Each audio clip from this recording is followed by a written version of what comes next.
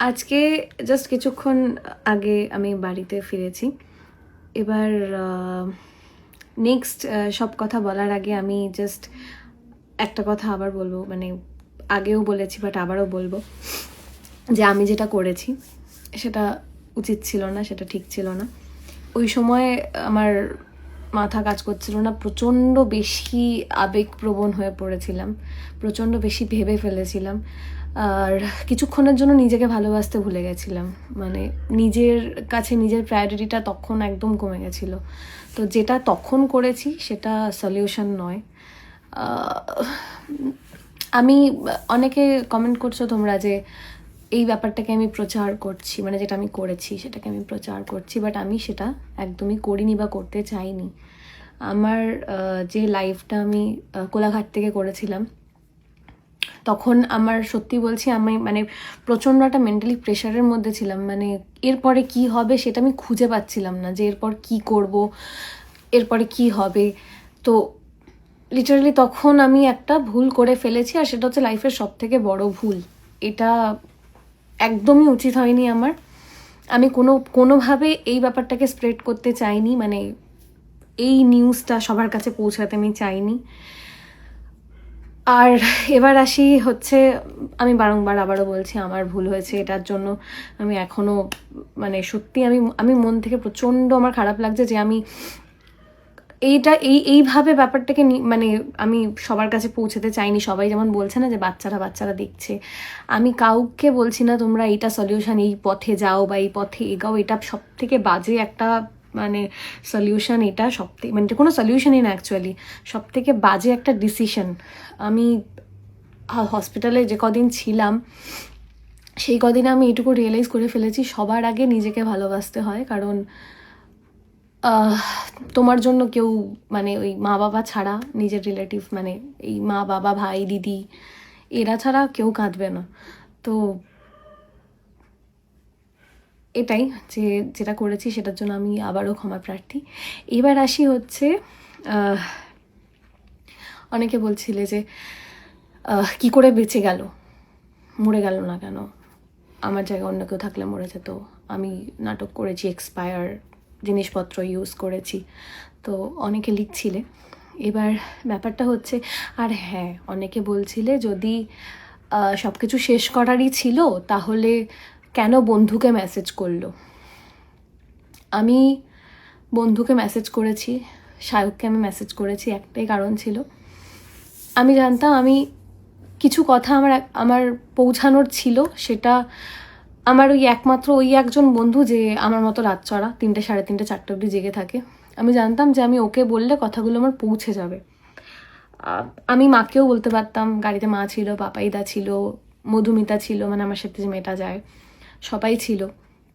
কিন্তু আমার তখন কিছুই ইচ্ছা করছিল না যে আমি ওদেরকে এগুলো ইনফর্ম করি, তাহলে ওরা আরও মানে হুটোপাটা করবে। আমার তখন মনে হচ্ছিলো চলো এবার সব শেষ, বাট সেটা ভুল ছিল।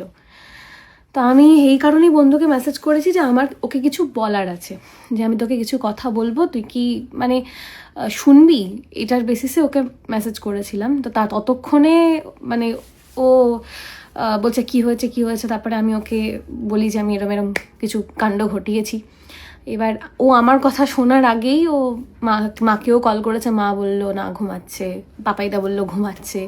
একমাত্র মধুমিতা যে গাড়ি থামিয়ে দেখেছে যে কি হচ্ছে ভিতরে বা কী সিচুয়েশন, তো সেখান থেকে নিয়ে গিয়ে নিয়ারেস্ট যে নার্সিংহোম ছিল 8 ঘন্টার মধ্যে আমাকে ওখানে ঢুকিয়ে দেয়। তো আমার এমন কন্ডিশন ছিল যে আমাকে গাড়ি থেকে নামানোও যাচ্ছিল না, এটা পাপাইদা মধুমিতা বলেছে, মাও বলেছে, গাড়ি থেকেও নামানো যাচ্ছিল না।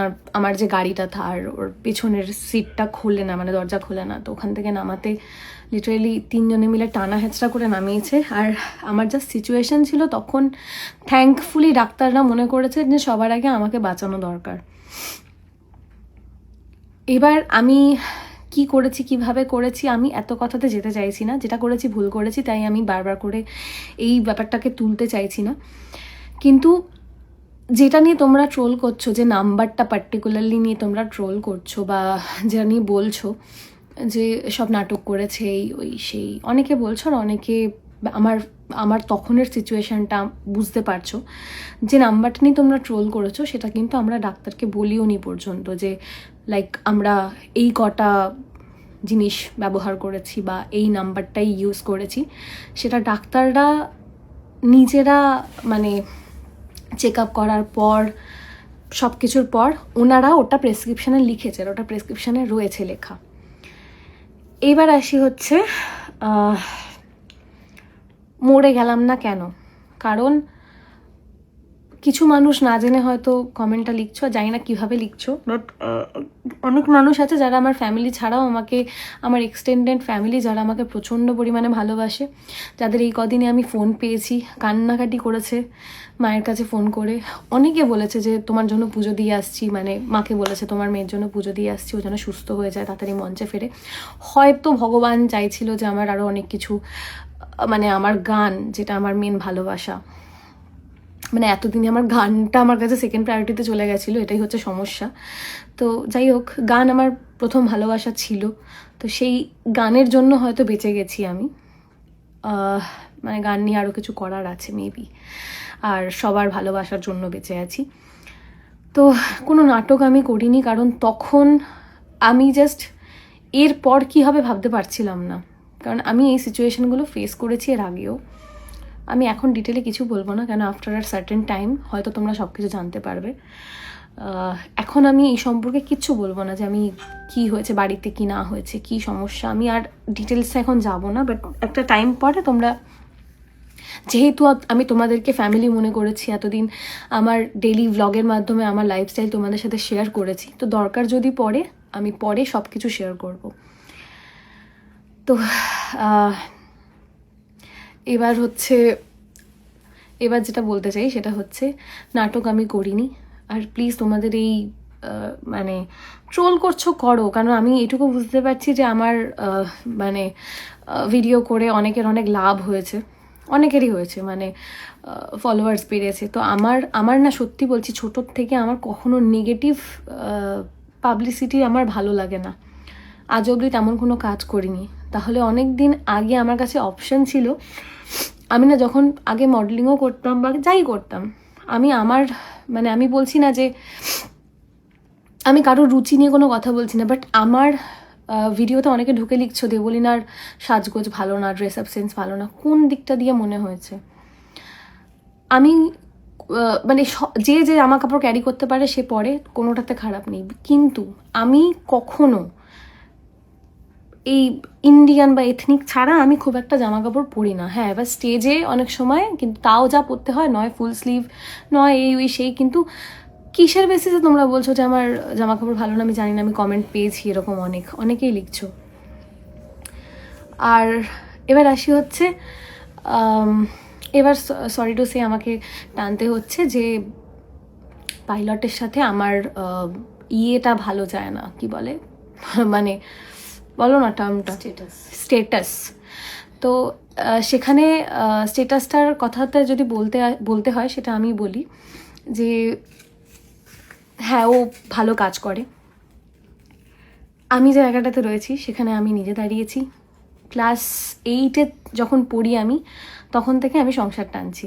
বাবা অসুস্থ ছিল, তখন থেকে আমি সংসার টানছি, নিজেও পড়েছি, ভাইকেও পড়িয়েছি। আর লাকিলি আমার ভাই আমার মুখ উজ্জ্বল করেছে, একবারে নেট ক্লিয়ার করেছে, ইভেন অল ওভার ইন্ডিয়াতে র্যাঙ্ক করেছে, সিইউর টপার, এখন সেন্ট জেভিয়ার্সে পড়ছে, সেখানেও মানে যাই হোক। এবার ফিউচারে অনেক ইচ্ছা আছে ওকে নিয়ে, আমার মানে কি বলবো, ওকে আমি ভাই মনে করি না, আমার ছেলে মনে করি।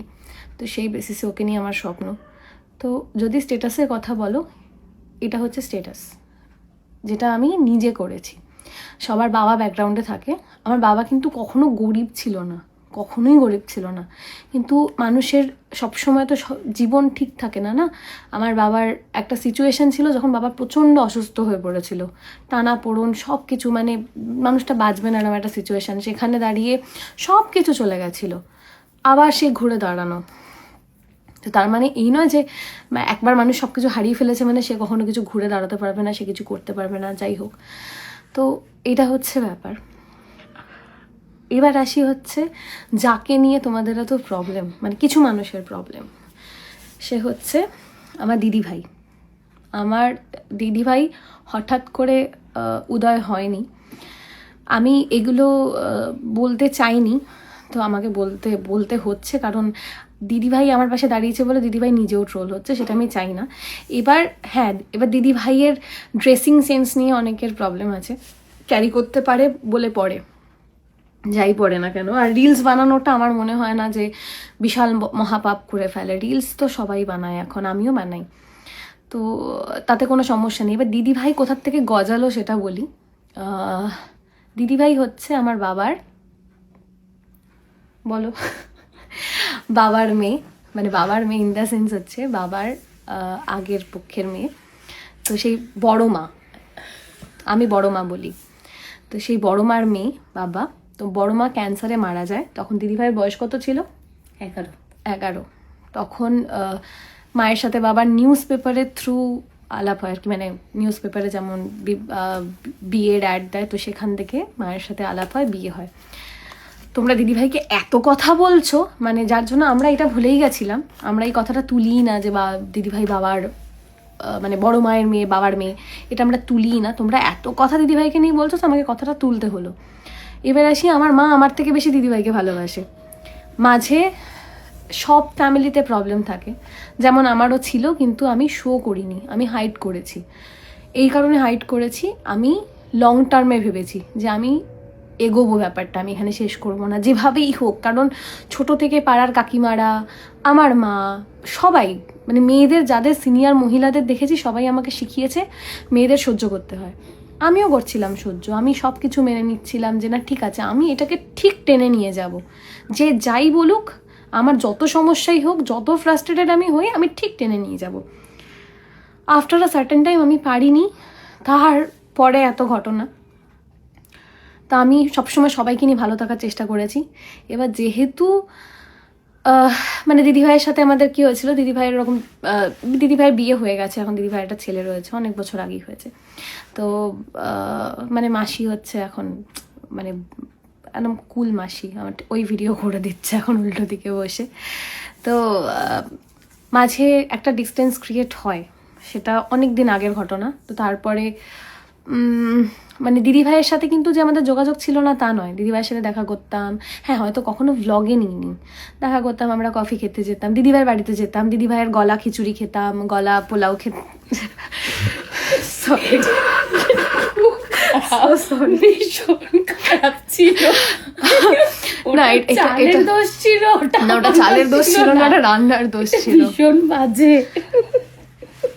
তো আমরা খেয়েছি, মানে দিদিভাই বাড়িতে যাতায়াত ছিল, বাট আমার ভ্লগটা বিয়ের কিছুদিন আগে থেকে শুরু করা, তো সেই বেসিসে দিদিভাইকে কোনোদিন আমার দেখানোও হয়নি। আমি সেরকম মানে ফেসবুক ইনস্টাতে সেরকম অ্যাক্টিভও ছিলাম না যে আমি দেখাবো। যবে থেকে ভ্লগ শুরু করেছি তোমরা দেখে থাকবে, ইভেন আমার বিয়েতে যে লজ্জা বস্ত্রটা সেটাও দিদিভাই ধরেছিল, তোমরা জানি না কেউ নোটিস করেছো কিনা। হ্যাঁ, শাখা পলাটাও দিদিভাই পরিয়ে দিয়েছিল, হঠাৎ করে এসে উদয় হয়নি। তো এটা হচ্ছে ব্যাপার।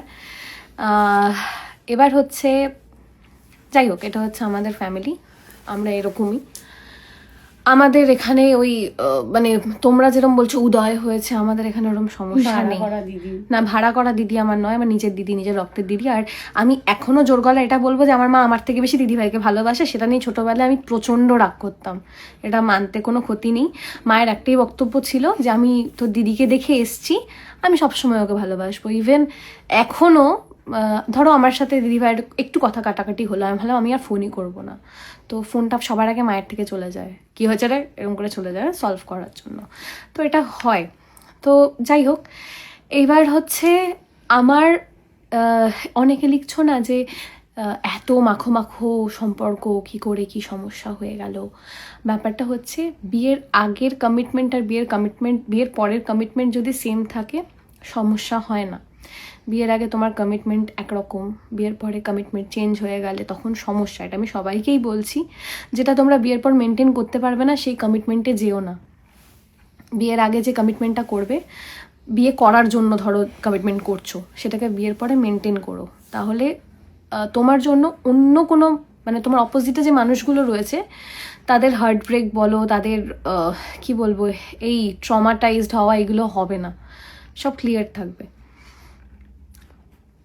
ওকে, এবার হচ্ছে অনেকে এটা বলছে যে যখন মাকে নিয়ে, আমি একটা কমেন্ট আমি দেখেছিলাম, একটা মহিলারই কমেন্ট, মাকে নিয়ে এত সমস্যা যখন মাকে ছেড়ে দিলে না কেন?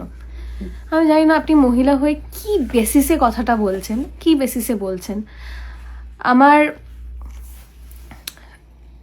মানে আমি নিজেও একজন মহিলা, আমি যদি, আমার খুব ইচ্ছা ছিল যে আমি সংসার করব, আমার বাচ্চা হবে, মানুষ করব তাকে, খুব ভালোভাবে মানুষ করব, ভালো শিক্ষা দেব।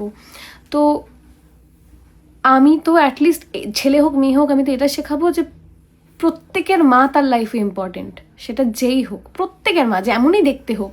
তুমি কালো বলে তুমি খারাপ, তুমি সুন্দর দেখতে বলে ফর্সা বলে তুমি ভালো, এইভাবে তো আমি কাউকে জাজ করি না।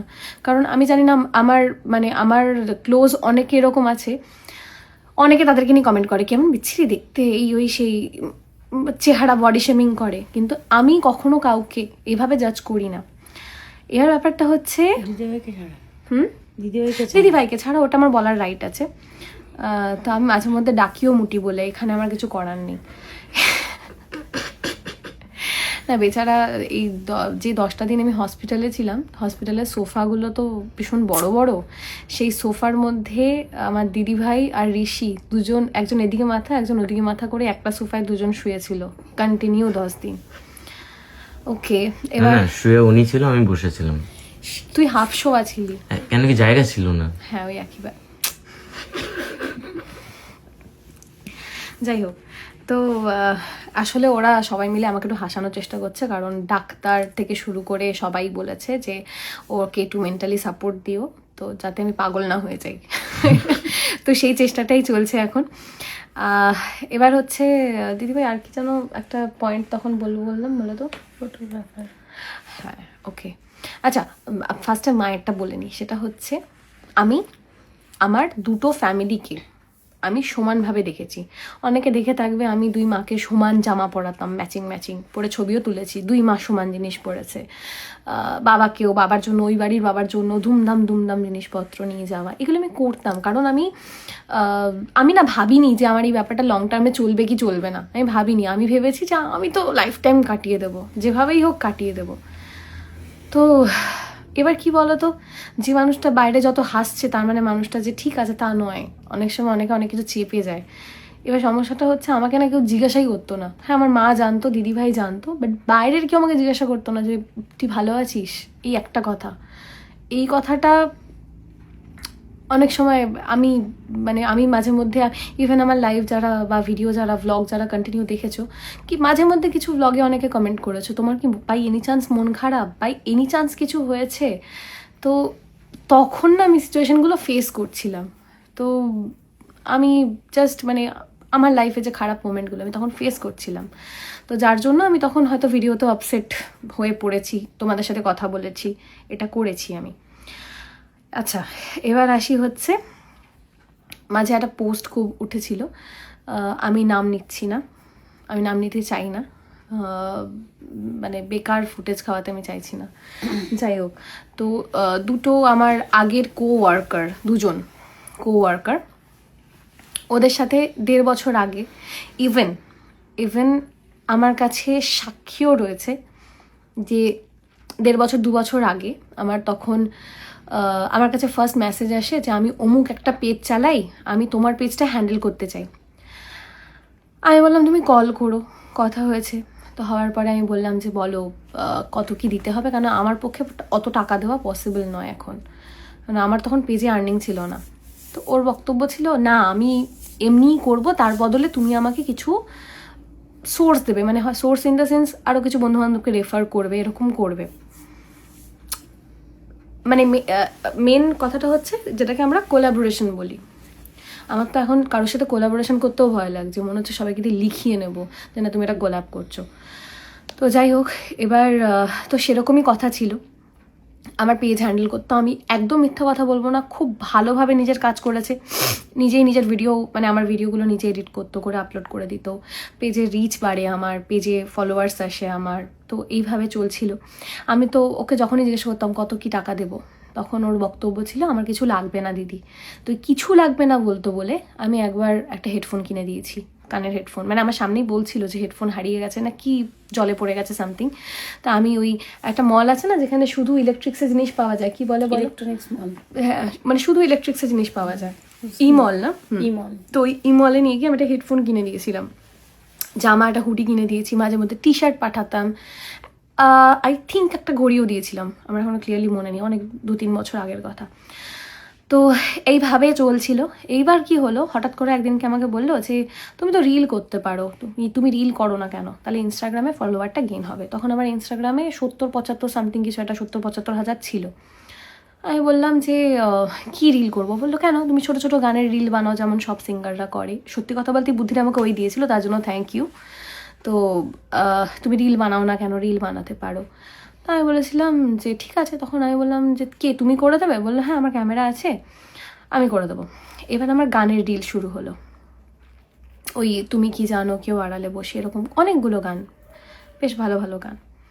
তো সেক্ষেত্রেও ওর সেম বক্তব্য ছিল যে তোমাকে কি পেমেন্টের কথা বলো, পেমেন্ট লাগবে না। কিন্তু আমার কাছে এখনও স্ক্রিনশট আছে, 3,000, 2,000, 3,500 এরকম করে টাকা আমি পাঠিয়েছি ওকে।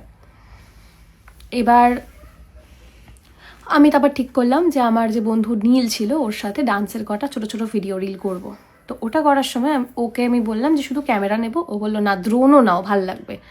বললাম এবার আমি জানি যে ড্রোনের চার্জ অনেক হয়, তো সেক্ষেত্রে আমি বললাম আমি কেন যে একটা নাচের রিল বানাবো যেটাতে আমার কোনো টাকা আসবে না, মানে এগুলো সব টাকা মানে মনিটাইজ বন্ধ হয়ে যায়, আমি কেন ড্রোন নেবো? বলে কিচ্ছু লাগবে না, আমারই বন্ধু, আমরা দুজনে মিলে করে দেবো। ঠিক আছে। তো সেই বেসিসে হলো।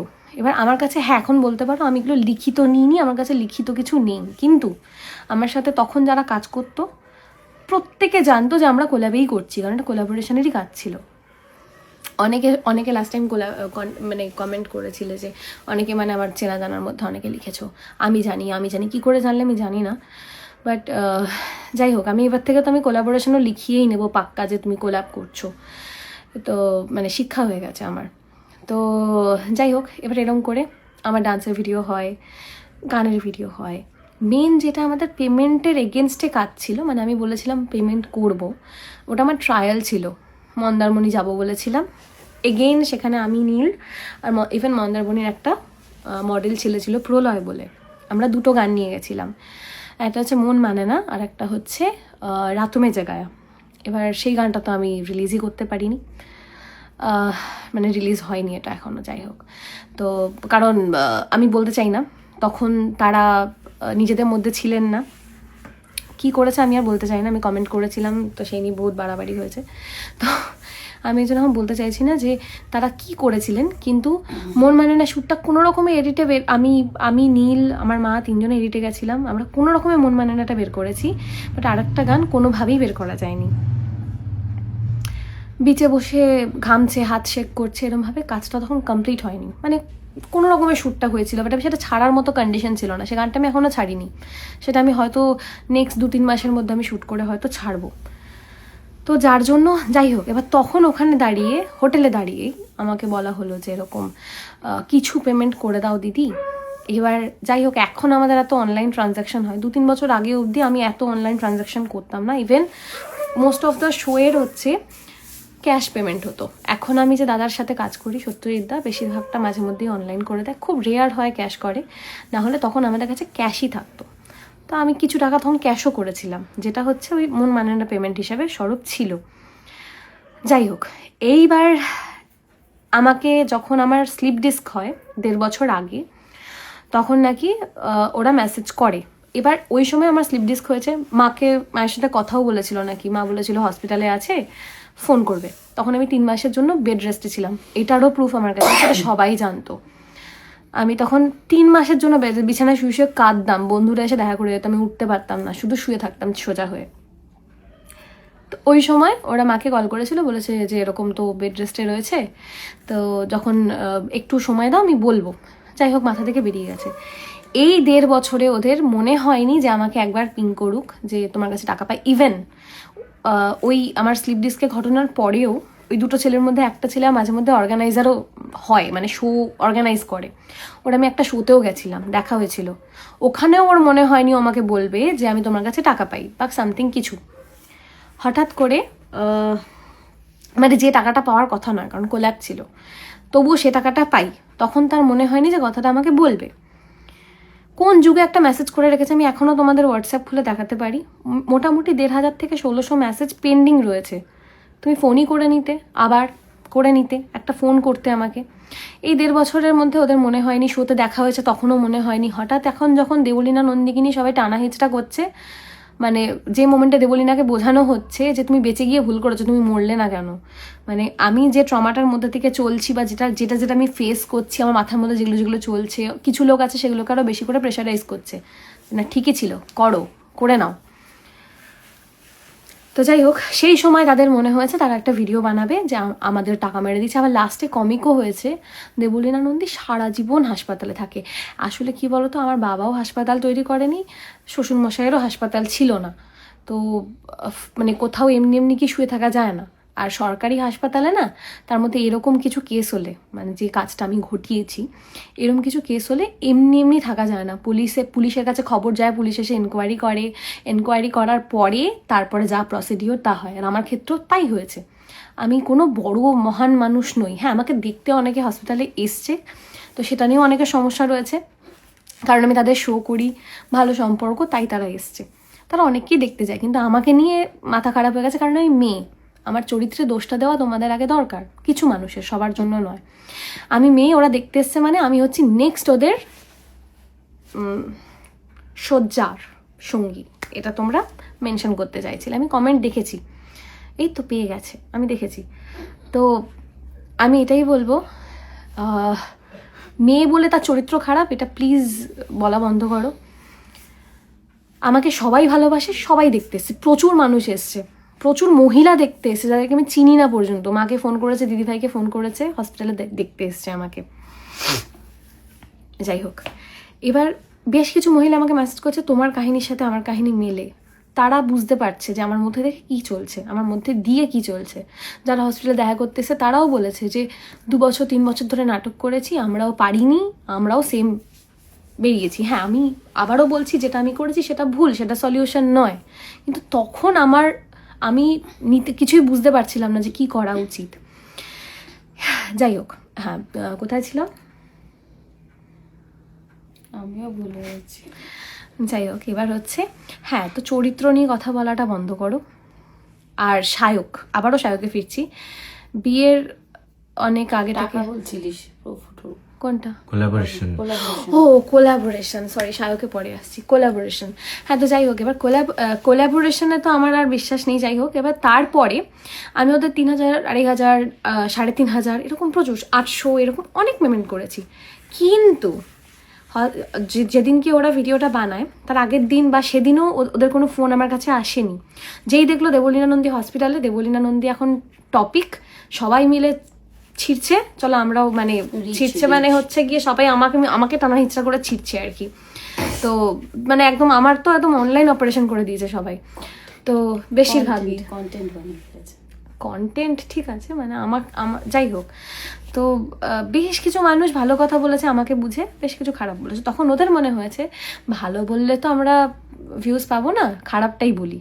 তো ওরাও বলেছে, ওদের যেটা মনে হয়েছে ওরা বলেছে। আর লাস্টে গিয়ে কমিক করেছে, ইভেন আমার ছবিটাকে বিকৃত করে, মানে কার্টুনাইজ করে অনেক কিছু করা হয়েছে। তো যাই হোক, তো তারপরে সেদিনকেই যখন আমি ভিডিওটা আমি দেখিনি, আবারও নাটের গুরু আমাকে পাঠিয়েছে, হচ্ছে শায়ক। এই ভিডিওটা শায়ক পাঠিয়েছে আমাকে। তো আমি হঠাৎ করে দেখলাম একটা টুং করে বাজলো, দিদিভাইকে বললাম দেখো তো ফোনটা। দিদিভাই বললো শায়ক কিছু একটা মেসেজ করেছে। দিদিভাইকে বললাম খোলো। দিদিভাই খুলে বললো যে কিছু একটা তোকে নিয়ে এরকম ভিডিও বেরিয়েছে। আমি দেখলাম, লাস্টে দেখলাম ওদের বক্তব্য দেবলীনা নন্দী সারা জীবন হসপিটালে থাকে। মানে আমি ভাবছি আমি হসপিটালে কত টাকা দিয়েছি, মানে ভাবতে পারছি না। আমার সব ইনকাম মানে হসপিটালে আমি দিয়েই আসি সব সময়, রোজ যাই। তো এবার হচ্ছে আমি সেই মোমেন্টে, মানে ওরা তার মধ্যে আবার কি, ওরা স্ক্রিনশটে আমার ফোন নাম্বারও শেয়ার করেছে, সেটা ওদের ভুল নয়, ওরা মানবে না। তো এইসব নিয়ে দিদিভাই তখন বলে আমি থানায় গিয়ে একটা জিডি করে আসি। দিদিভাই গেছিল থানাতে, থানার বাইরে দাঁড়িয়ে আমি দিদিভাইকে বললাম 2 মিনিট হোল্ড করো, কারণ ওরা আমাকে কি মনে করেছে জানি না, আমি ভাই বলতাম। তো আমি চাই না এই ব্যাপারটা টানা হিচড়া হোক, টানা পূরণ হোক, কোনো দরকার নেই। আমি একবার ফোন করি। আমি তার আগে আমি অনেকবার মানে ওদের ভিডিও দেখার পরে অনেকবার কল করেছি, দুজনের কেউ ফোন ধরার প্রয়োজন মনে করেনি। একদম রাতের দিকে গিয়ে, শেষ রাতের দিকে গিয়ে একজন ফোন ধরে বলছে আমি শো থেকে ফিরছি, আমি ফিরে কথা বলছি। তারপরে কথা হওয়ার পরে আমি বললাম যে তুমি ভিডিওটা ছাড়ার আগে একবার আমায় কল করতে না, তোমাকে তো অনেকবার কল করেছে। কবে করেছো? বললো 1.5 বছর আগে। আমি বললাম তখন আমি কোথায় ছিলাম? না তুমি তখন হসপিটালে ছিলে। আমি বললাম ও মানে আমার স্লিপ ডিস্ক অপারেশনের সময় ওদের তখন মনে পড়েছে, আবার এখন মনে পড়েছে, তার মাঝে ওদের মনে হয়নি যে চাই, যেখানে দেখাও হয়েছে।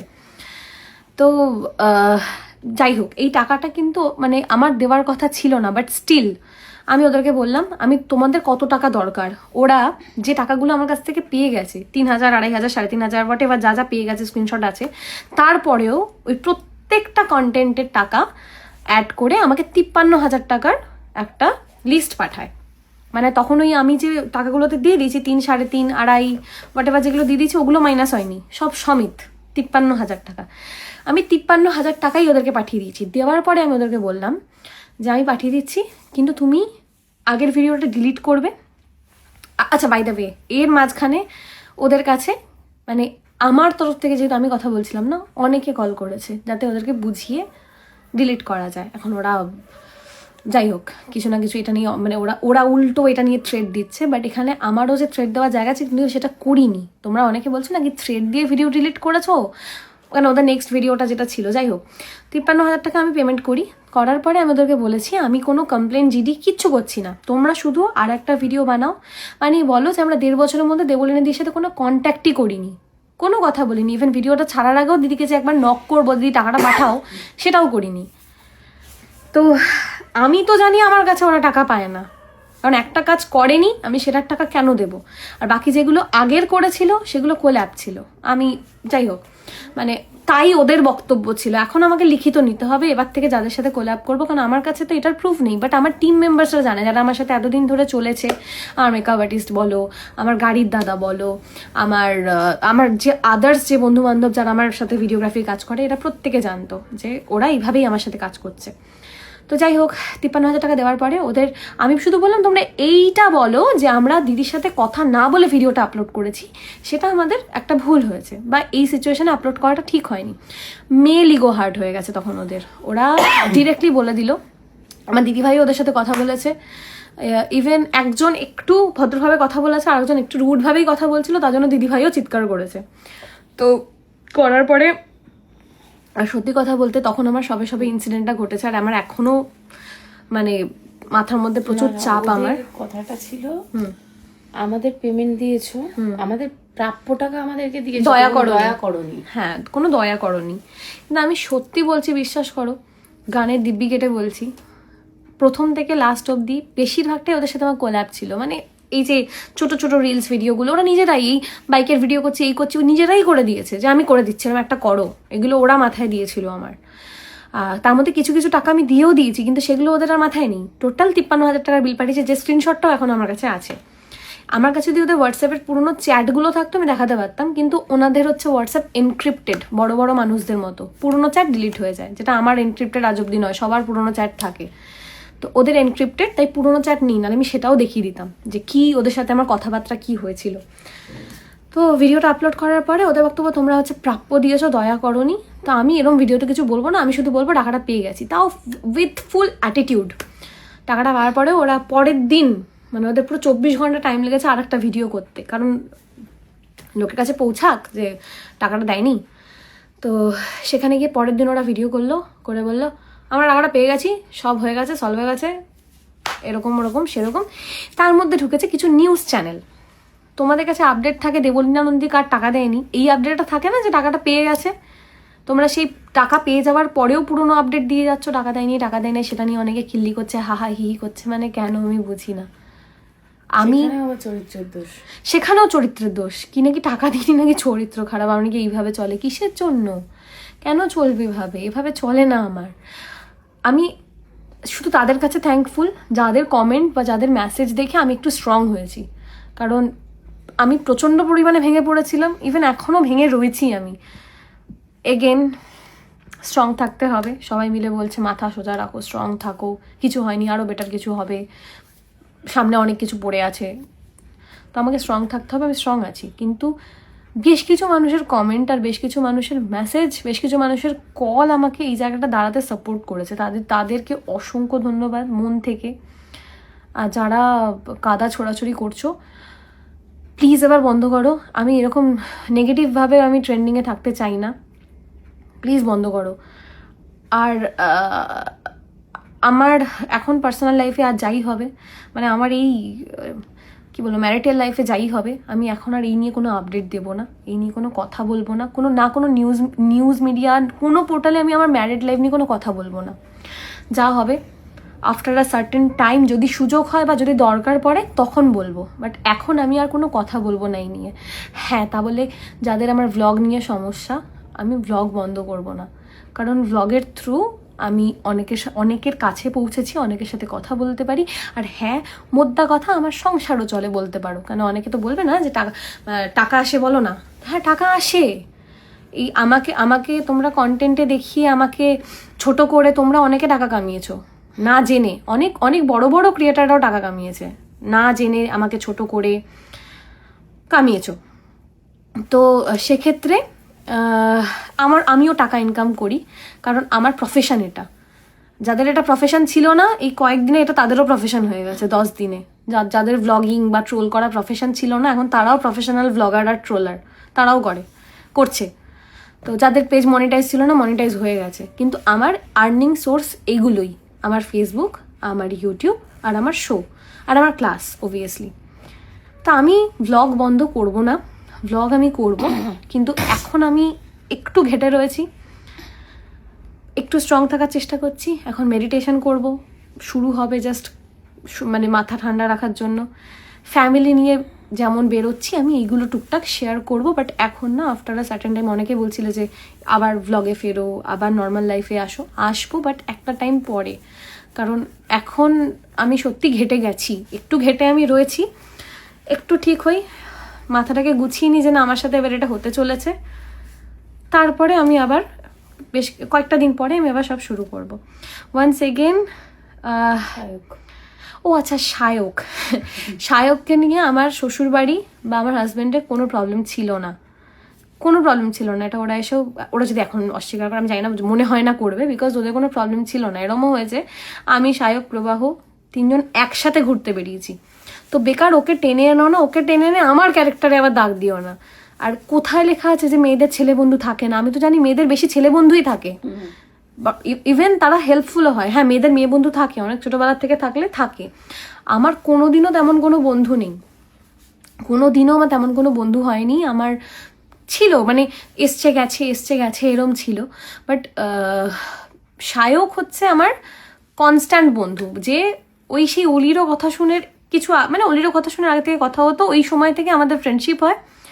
তারপর থেকে মানে আমরা ভীষণ ভালো বন্ধু। মানে আমি ওকে ডাকিও এরকম, দেখ ভাই, এটা বলিস না, ভাই বলি, মুখ থেকে ডাকছি ভাই, তাকে নিয়ে মাথায় আমার অন্য কিছু আসে না, বা তারও আসে না। তো আর সব থেকে বড় কথা, এখন যারা আমার এই মিউজিক ভিডিওগুলো ঢুকে ঢুকে কমেন্ট করছো, এইসব দেখলে বর কি করবে, বর ওগুলো আগেও দেখেছে। কেন, একবার একটু যাচাই করে দেখো, ভিডিওগুলো 3-4 বছর আগের ভিডিও, বর সব দেখেই এসছিল। বর কেন, সবাই সবটা দেখে এসেছিল, সবাই অনেক দিন ধরে দেখছে। আর সত্যি কথা বলতে, আমার যদি সায়ককে বিয়ে করার থাকতো, বা সায়কের যদি আমাকে বিয়ে করার থাকতো, আমাদের তো আটকানোর কেউ নেই, আমরা অ্যাডাল্ট। কিন্তু আমরা ওইভাবে দুজনকে দেখিনি, আমরা ওই ডাকি ভাই, দেখ ভাই, এই ভাই। বন্ধুত্বের সম্পর্কে নোংরামি আসে না সবসময়, মানে সবসময় গিয়ে আসেই না। বন্ধু মানে মেয়েদেরও ভালো ছেলে বন্ধু থাকতে পারে, ছেলেদেরও ভালো মেয়ে বন্ধু থাকতে পারে।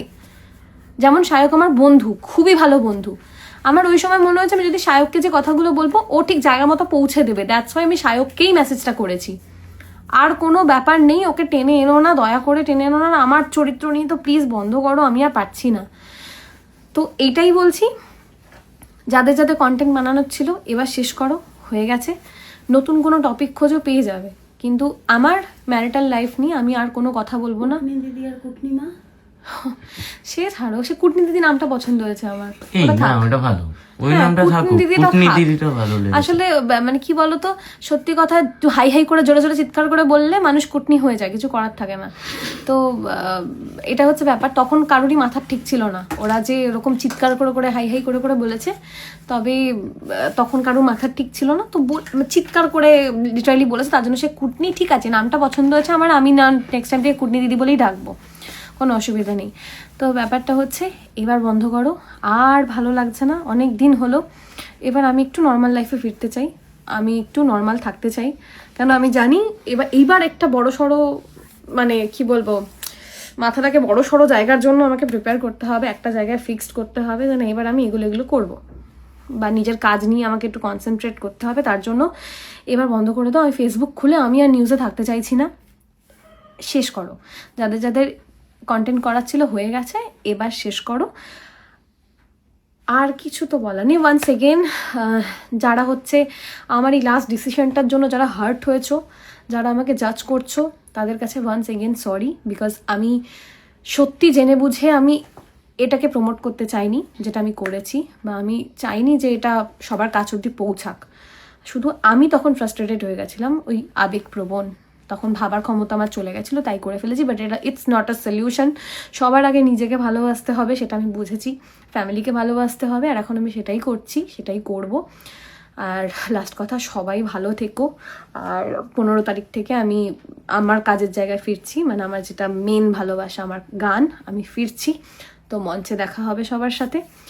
Tata, good night, good bye.